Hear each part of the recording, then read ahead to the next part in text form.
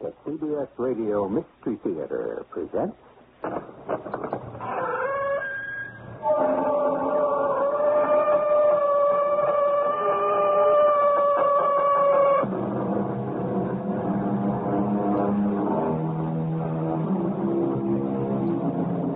Come in. Welcome. I'm E.G. Marshall. What a fragile species mankind really is. We're not nearly so swift or agile as many of our lesser cousins, and consider our vulnerability to shifts in the temperature. On a spectrum that ranges from 12,000 degrees, the temperature of the sun, to the bitter, chilling void of outer space, we can survive unaided only in a microscopic span of less than 70 degrees. There goes the sun. Surely now. We will freeze to death. We can't get back to our radio. Our escape has been cut off. The only person who knows we are here on this glacier would rather see us dead than alive.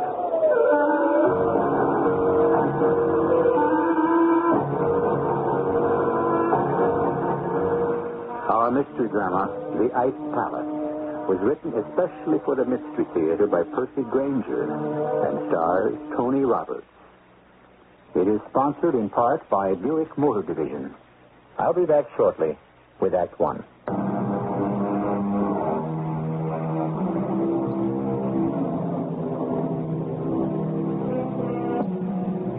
The Arctic regions are a permanent reminder of one of the most dramatic periods in the Earth's history, the Ice Age. Some scientists claim the Earth is cooling down and another ice age is on the way. Others say the Earth is still warming up, and if the trend continues, the vast ice caps will begin to melt. Either way, the polar regions are under constant and careful scrutiny. For locked deep within their massive glaciers could be the key to the future of the world.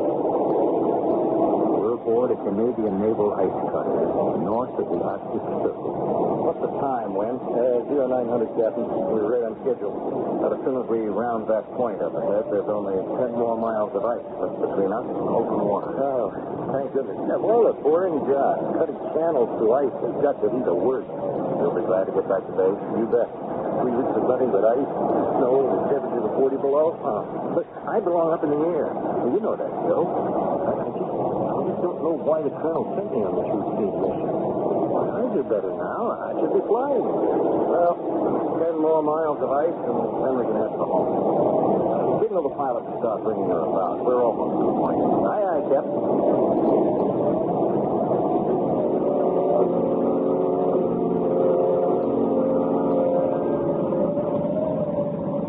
Joe? Hey, Cap, come up here. What is it? My eyes are supposed to be healed now, right? Didn't I have them tested just before we left base? Yeah. So what's the problem? You tell me. Look, the channel. It's already clear. There is no sign of ice anywhere. We are in open water. At this time of year, the channel is always under a layer of ice. And if we're on course, the Amundsen iceberg should be off our starboard bow. But there's nothing there but open water. Win. Tell the pilot to turn her about. We better report this back to the base at once.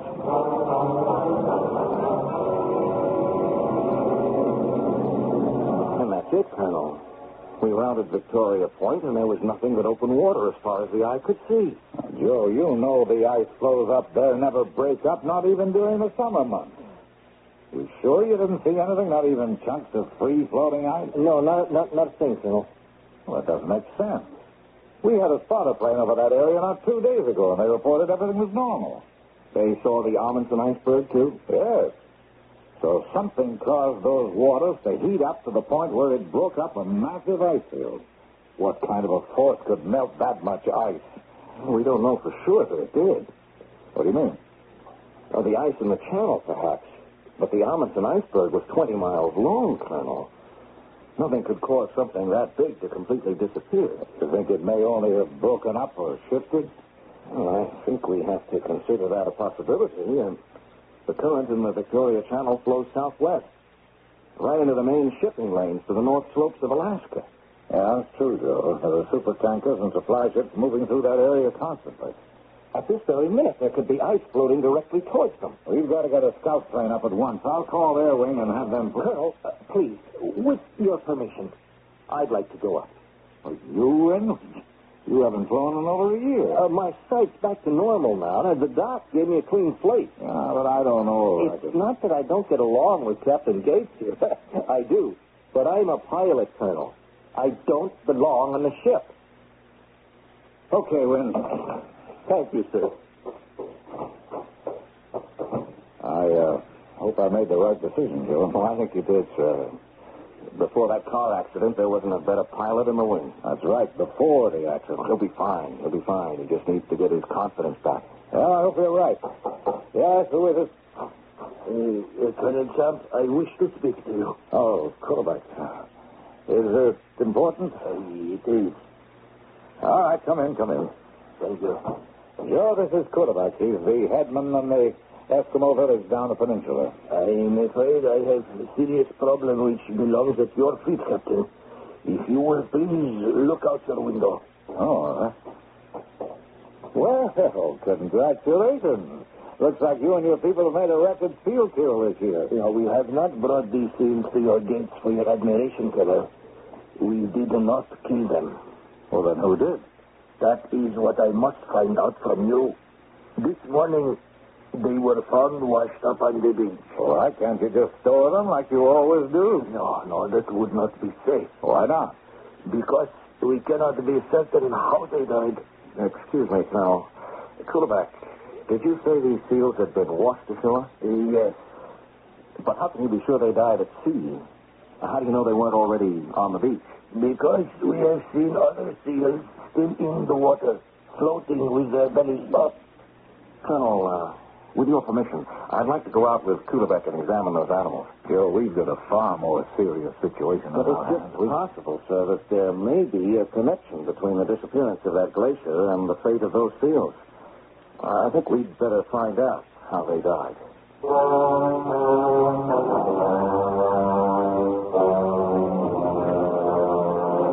My people are very angry, Captain.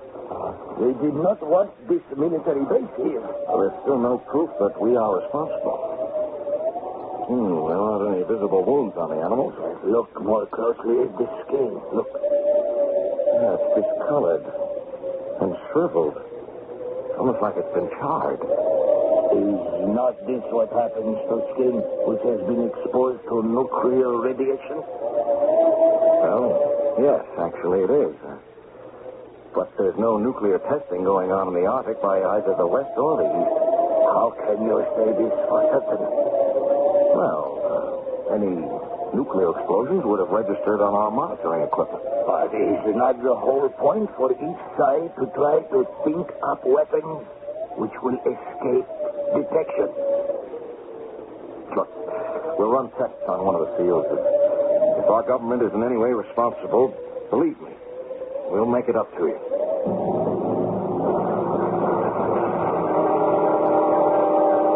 Nuclear radiation? That's impossible. Well, perhaps, but those animals exhibited all the signs of having died from a massive radioactive shock. Captain, do you understand the implications of what you're saying? If some nation is using the Arctic as a testing ground for And has developed a weapon that can eliminate a 20-mile-long iceberg without registering so much as a tick on our size monitor. Well, we still don't know the Amundsen iceberg has vanished entirely. Wynn hasn't radioed in yet. Oh, wait a minute.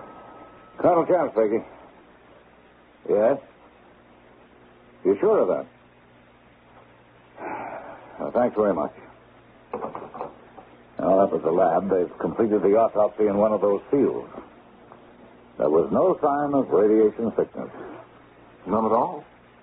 Well, what did they die of? Look, simple heat prostration. Heat prostration? At the North Pole? Not only that, Joe. While you were out with Kovac, I was getting reports from Halifax, Reykjavik, to cities from Iceland to Alaska. And they're all reporting the same thing. A rise in the level of the ocean. What? How much? Oh, it's still very slight, but it's enough to be measured. You know, Joe, the conclusion seems inescapable. Somehow, some way, something is causing the polar ice cap to warm up. But this rapidly. That goes against all scientific predictions. Mm-hmm. And how can it be selective? I mean, why the Amundsen iceberg, but not our outpost here? Colonel Chan speaking. Oh, yes, good. I'll switch him on in here. Wynn is on the horn. Maybe now we'll find out something. Hello, Wynn? This is Colonel Champ. Do you read me? I read you loud and clear, Colonel. What can you see from up there? Nothing at all. There's no trace of the Amundsen glacier anywhere. What? Are you positive? Yes, sir. I've crisscrossed this whole area, Colonel. What altitude are you flying at? Well, I've been down as close as 50 feet. I can't find so much as an ice cube. Oh, that's not possible. Colonel Champ. Colonel Champ. Yes, Wynn, what is it? I've spotted ice. I've spotted ice. But you're not going to believe it. Believe what? The ice. What? What? Believe what? Hello, Wynn. Wynn? The radio's not dead. I've lost contact. Hello, Wynn. Oh. Yes? Yes, I know the radio's dead. Put me through to the radar room. Tell you, if anything happened to Wynn, Hello, radar? That's the plane we sent up. What's its location? Are you sure it isn't a malfunction? Yeah. Okay. Okay, if anything happens, let me know. They lost him on the radar screen as well? At the same time, the radio went dead. He's vanished. Just vanished.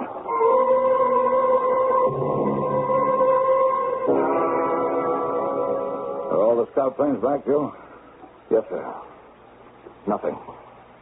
No trace of Wynn or his plane. I never should have let him go up. He wasn't ready to go. I don't think he crashed, sir. Why not? You remember what he said just before losing contact?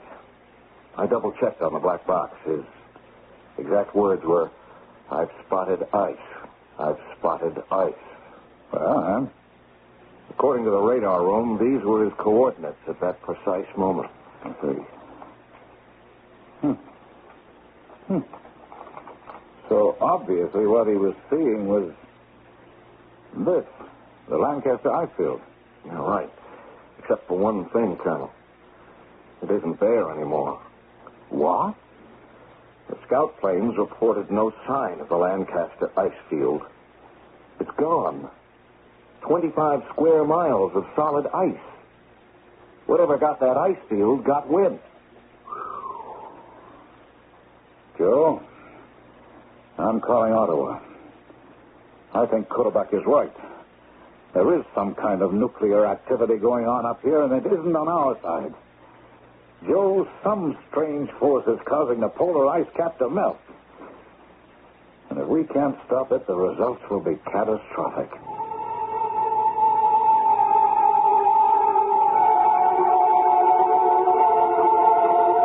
Ice, we might say, is an extreme form of water.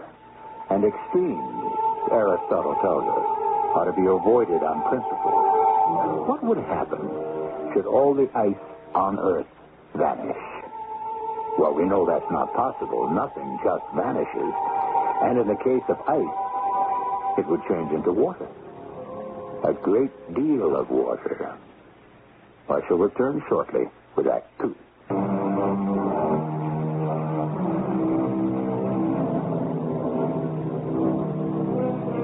All around us, there are reminders of the awesome force of the glaciers. They gouged out valleys and threw up mountains. But when we consider the fact that the amount of water contained in the ice sheet at either end of the Earth is enough to flood most of the world's land mass, perhaps the most awesome thing ice can do is melt. Joe, my orders from Ottawa are very clear. We're the only military post in this area. It's up to us to find out what's going on. I want to know what happened to Wynn. I know, he was your friend, Joe, but The radar room said they lost contact instantaneously, as if he was obliterated. If there's only one thing that can do that. some kind of missile. The radar room picked up no other signals. How could a missile destroy a plane and escape all detection? Colonel Camp speaking. Yes? Oh, I see. No, please keep me informed. Thank you. Well, that was Repulse Bay. They just reported another rise in the level of the ocean. If this keeps up, the entire Earth will be flooded.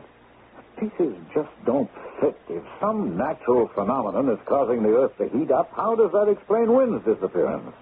Or if it's some kind of nuclear activity, why isn't it registering on our monitors? That leaves only two possibilities. Either someone has developed an incredibly sophisticated weapon which our equipment can't detect, or we are face to face with some force we know nothing about. What? You mean supernatural? That or some force from beyond our planet. Huh? Oh, come in. Forgive my coming to you twice with the same problem. But my people wish to know what you will do to replace the seals that have been killed. Don't you have any food stored away you can draw on? Ordinarily, yes. We are very provident in these matters. But our caches have been vandalized. Well, you're not going to blame us for that, too, are you? No, I know who the guilty party is. And at the right moment, I will expose him. Is it someone from our base? No. His name is Samek. You do not need to interfere. We will take care of this in our own way. All right, Quarterback. I'll speak to the quartermaster about issuing rations to the village. Thank you. Just a minute. Quarterback, why is one man robbing the meat deposits of the entire village? Because he is lazy and good for nothing. Well, what happened to it? I mean, he can't eat it all himself. He sells it. To whom? I have been watching him. I have seen him load up the meat and go off up the northern channel. In my younger days, I could have followed him in my kayak. But now, a motor is too much for me. And when he returns, his boat is lighter than before. Joe, we have an urgent situation facing us. Colonel, there are no settlements up the northern channel. It's frozen wilderness all the way to the pole. I'd be very interested to know just who Samek's customers are.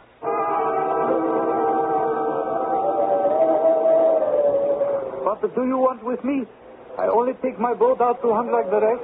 Samek, Kulebek here says you go up the northern channel. The hunting's better in the bay. I am bound by no law to do as the others do. Samek, I advise you to cooperate with Captain Gates. You have no power over me, old man.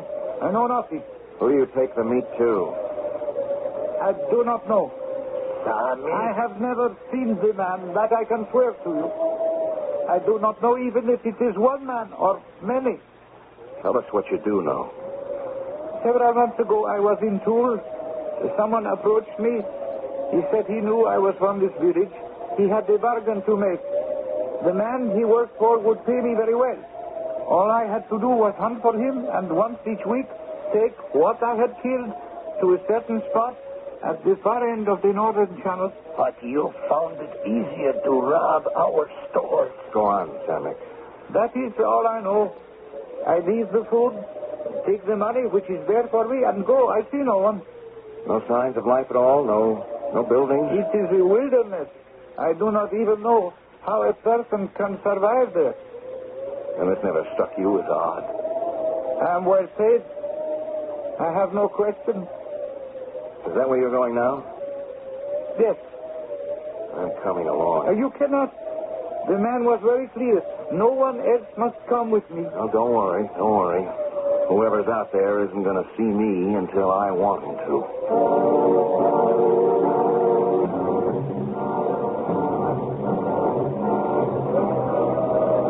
How could anything survive in such a bleak wilderness as this?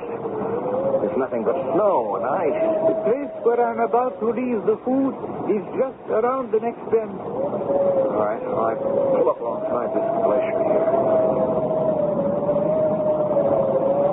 Now, we'll get out here and set up camp at the top of the glacier overlooking the drop point. You will be safe? do you think? We'll establish radio contact with the base, and then it's just a matter of watching and waiting. This is a good vantage point. The land is flat for miles in all directions down there.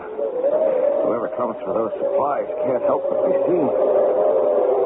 I do not like the look of the sky, though. If a blizzard should come, our view will be blinded. Stomach is leaving now. Look, he's waving to us. I have an uneasy feeling about him. He's the only one who knows where we are. You think we can trust him? It is strange, is it not? We meet only this morning, you and I. Now, here we are, alone and not knowing what it is we face. Sometimes trust is unavoidable. Yes, you're right. I don't like this wind. It's coming from a bad direction. We must get the tent up at once. This snowstorm is blocking our view. I can't see the supplies anymore.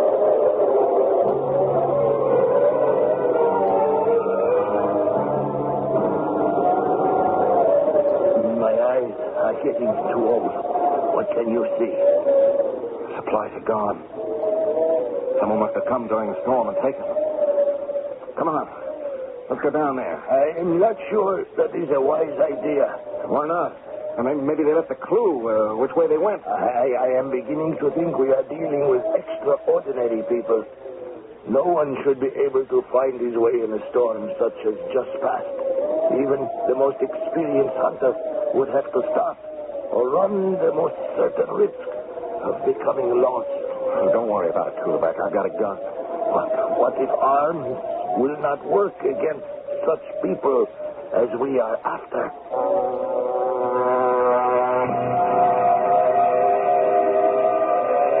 There's nothing here. No trace of the supplies Samek left. The storm has covered all the tracks. Snow and ice for as far as we can see. Where could they have gone? What is happening?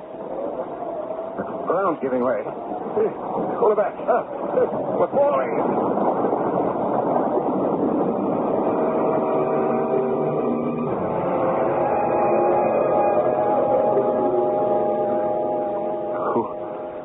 Back? No, you're still alive. That's the metaphorical beauty of snow. It breaks one's fall.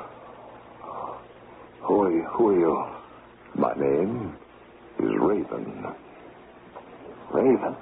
In the mythology of the northern peoples, the raven is considered a bird which can survive anywhere. It's also credited with the creation of the world. Where am I? You are in my fortress, the Ice Palace. Last thing I remember is us falling. Of course. Underground. That's how you've escaped detection. Stand up, and I will show you around. Children dream of building snow castles and of defending them against the world.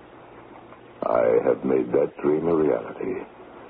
But I've added, as you will see momentarily, certain refinements. Passages everywhere. It's like a maze. And everything is so white. It's blinding. The entire palace is simply hollowed out of the snow and ice. Small holes in the ceilings allow for ventilation and carry off the excess heat to prevent the palace from melting. The same principle as the igloo actually, except, as you can see, my palace is somewhat larger. And, is it you who's responsible for everything that's been happening? If you are referring to the abrupt disappearance of one or two rather large bodies of ice, yes. How? How did you do it? Come, I will show you.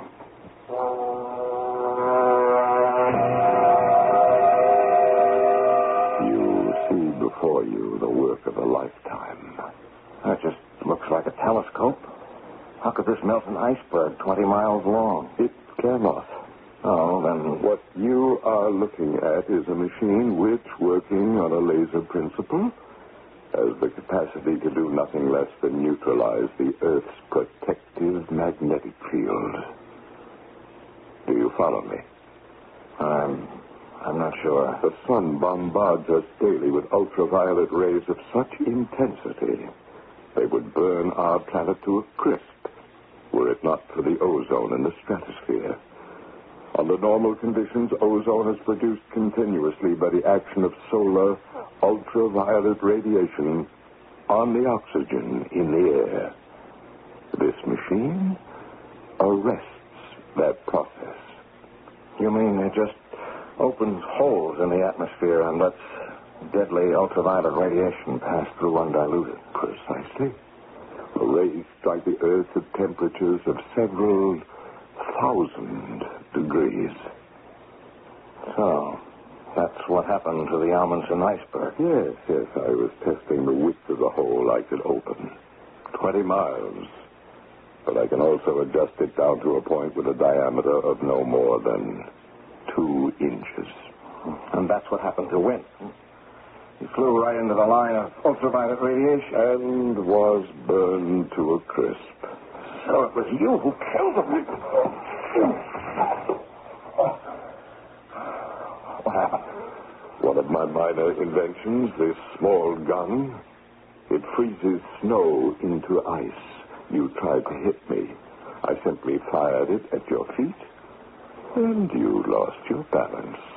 Why, gods control this man of temper. You see? I am not entirely alone. What's the purpose of all this? What you have witnessed were the final tests of my machine. I've merely been waiting for the sun to move up into the northern hemisphere. Tomorrow I shall begin to systematically melt the polar ice cap. You're mad. We are all mad. But why? Why? Because it's a challenge. Because I don't want others to control my destiny. Because the world needs a good cleansing periodically. Take your pick. Reasons are cheap. I don't deal in reasons. But what is it you want? I make no demands. This is not a petty case of international terrorist extortion. I will not be bought off. As soon as a person makes demands, he makes himself vulnerable. And I intend to remain absolutely invincible. You're going to flood the entire world. Yes. Why does that surprise you? Consider the scene. Trillions of tons of water released from frozen bondage in an instant. Tidal waves sweeping southward. Whole buildings toppled by their force. Entire cities drowned without warning. And when it is all over, only those few living in the highest mountains are still alive. We can draw only one conclusion, literally and figuratively. At this moment, the madman Raven is sitting on top of the world. I shall return shortly with our final act.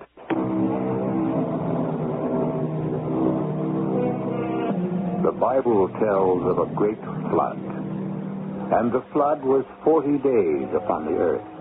And the waters increased, and the waters prevailed. All in whose nostrils was the breath of life died. This cataclysmic event was intended as a lesson and a warning. But today we tell ourselves it was only a parable.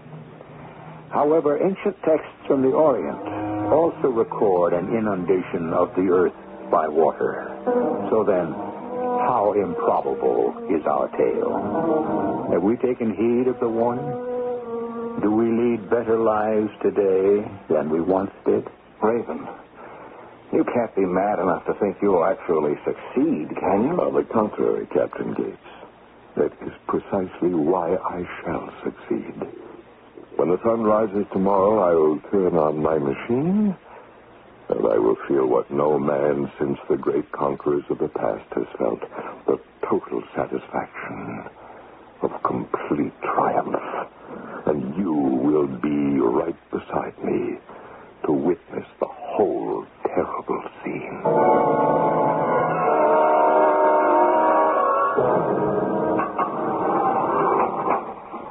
Oh, Captain Gates. Huh? What? Captain Gates, are you all right? Quarterback, you're alive. Yes, I was the first to regain consciousness from our mutual fall. Did you meet that guy, Raven? Oh, yes. He's crazy. He's stark raving mad. Did you see that machine? Yes, and then he brought me here. Oh, see, the walls are solid ice and the floor is packed snow. I have already examined the room with great care.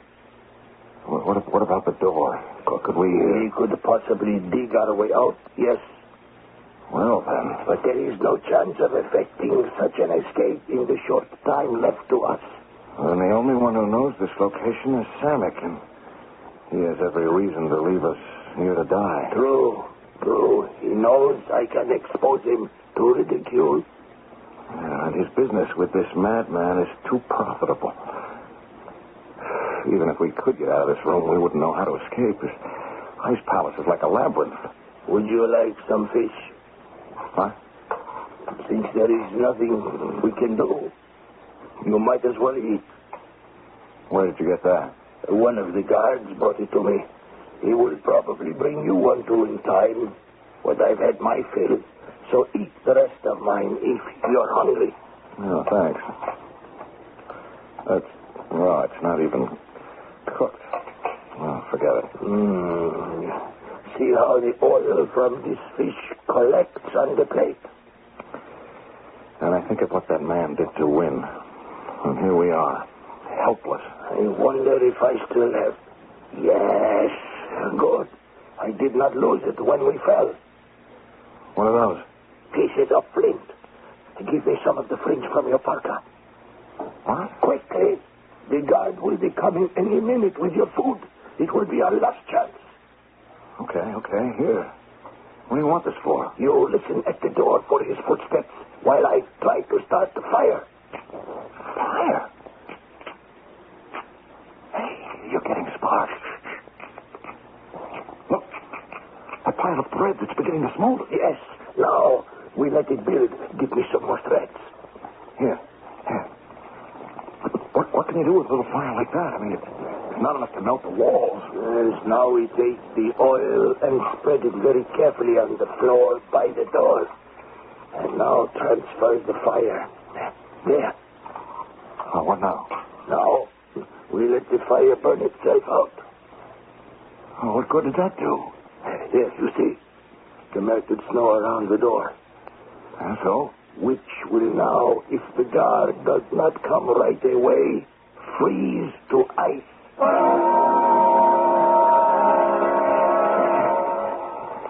Here comes the guard now. Stand away from the door. I have food, but I am armed. Get back. Here is some food for... No! I've got him, Quarterback. Get his gun. Give me the gun, Quarterback. Here. Is anyone else in the passageway? No. All right, the next question is how to get out of this place. Without this man to guide us, we will have to find our own way.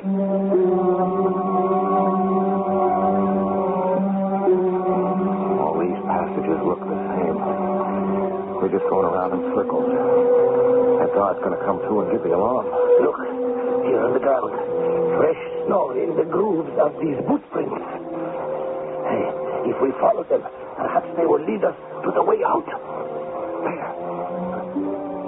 There's a stairway. We've made it.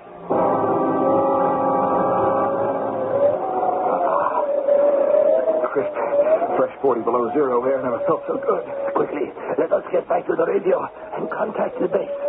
Quarterback, there's one thing. You know, they won't be able to rescue us. I mean, Raven would fry any plane so crisp they try to send in.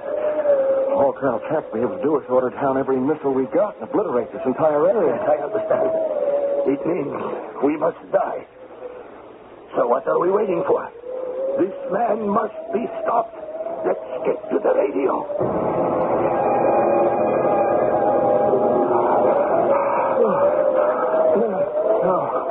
No. Look, the snow in front of us is melting. Raven must have discovered our escape and turned on his machine. He's coming towards us. Quickly. We've got to change direction. I cannot run so fast. I'm too old. Come on. He's gaining on us. No, I cannot. There's only one thing to do. If we can make it to the ground over the ice palace, we'll be safe. Come on, Korvac. We're there. We made it. The melting has stopped. Raven can't bring the ultraviolet rays any closer without destroying himself, too. Very clever, Captain Gates. My congratulations. I know you've taken my God's weapon, so I will not risk sending anyone up after you. But I don't think that will be necessary. What do you mean? Your retreat has been cut off.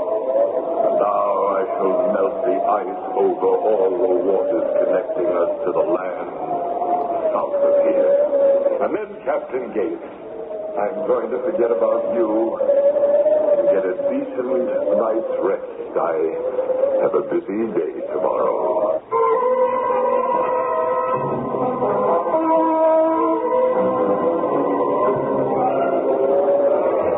It's getting cold about a minute. There will be another blizzard. I'm already losing the feeling in my legs. This is a very peaceful way to go. The numbness creeps towards the heart, and you simply drift off to sleep. At least it is a nice evening to die. You see, the northern lights have come out to dance for us. Oh, that's the northern lights, is it? You know, it's the first time I've ever seen them. You say it is really the ghost dance of the departed warriors. Wait a minute. That can't be the northern lights. Why not? Because we're facing south. Yeah, my eyes are not what they used to be. But then, what is it? It's a flashing light. Like someone sending a signal. Can you see you? No. It's too dark, and they're too far away. If only there was some way to get there. There may be. Can you rise? I think so. But how could we get there? Ice falls very quickly up here. It is just possible. It has already begun to reform over the waters where Raven melted it.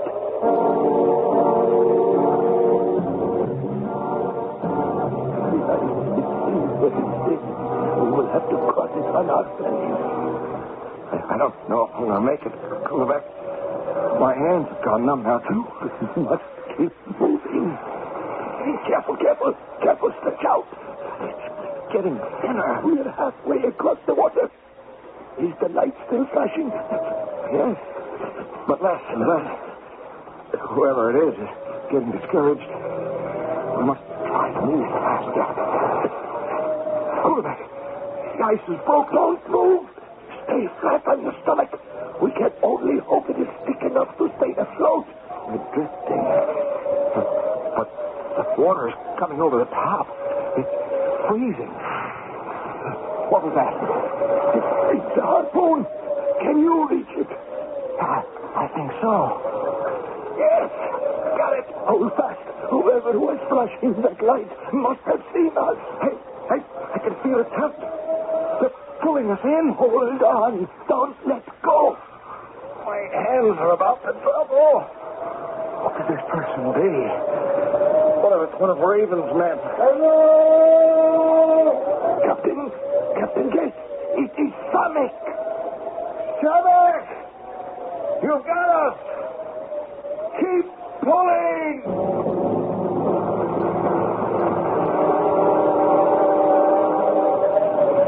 As I was sailing back to the village, I began to think, who am I that steal the food of my neighbors to sell to a man I have never seen.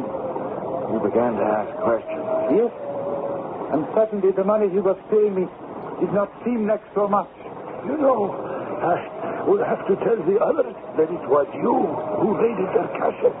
It was a temptation to leave you there, Kurabak, and try to keep the truth hidden. But you are a tough old crow, and I knew you would manage to return somehow, so it might as well be in my boat. And that, too, I will tell the others. Almost gone. Sanic, how close are we to the base? Look! You can see the lights now.